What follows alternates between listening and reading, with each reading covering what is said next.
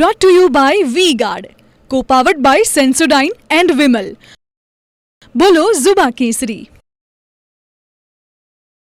આગામી સમયમાં ક્યાં ક્યાં વરસાદ પડશે, કેવો વરસાદ પડશે અને કયા રાજ્યોની સાથોસાથ જિલ્લાઓની અંદર આ પરિસ્થિતિ જોવા મળશે તે પણ આપને જણાવે. તો હાલ દક્ષિણ ગુજરાતની અંદર સૌથી વધારે જે પ્રી મોન્સૂન એક્ટિવિટી છે તેની અસર જોવા મળી રહી છે અને આ પરિસ્થિતિઓની અંદર આજે ક્યાં વરસાદ પડશે તો વડોદરા, છોટાઉદેપુર, નર્મદા અને ભરૂચ આ તમામ એવા વિસ્તારો છે કે જ્યાં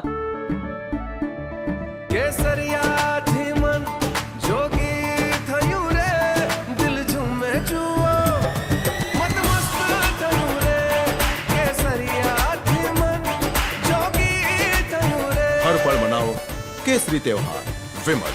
बोलो जुबान केसरी. આખરે વરસાદની શક્યતા જોવા મળી રહી છે. ઉપરાંત સુરત, ડાંગ, તાપી, નવસારી અને વલસાડ એટલે કે દક્ષિણ ગુજરાતના તમામ વિસ્તારોની અંદર વરસાદ પડી શકે છે.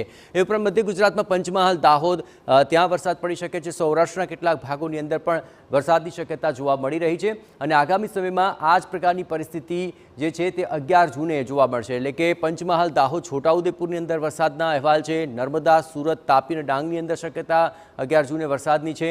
નવસારી, વલસાડ, અમરેલી, ગીર સોમનાથ અને ભાવનગર આ તમામ દરિયાકાંઠાના જે વિસ્તારો છે ત્યાં પણ વરસાદની શક્યતાઓ રહેશે. પંચમહાલ, દાહોદ, છોટાઉદેપુર આ મધ્ય ગુજરાતના વિસ્તારોની અંદર પણ 11 જૂને વરસાદ વરસી શકે છે. એ સિવાય નર્મદા, સુરત, તાપી અને ડાંગ આ વિસ્તારોની અંદર પણ 11મી જૂને વરસાદની આગાહી છે.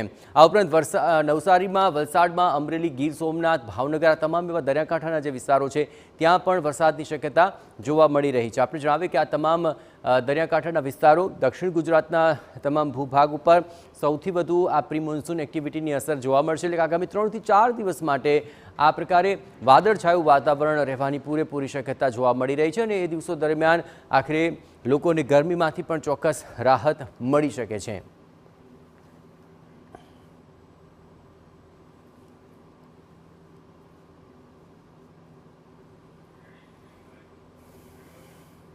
Brought to you by V-Guard, co-powered by Sensodyne and Vimal.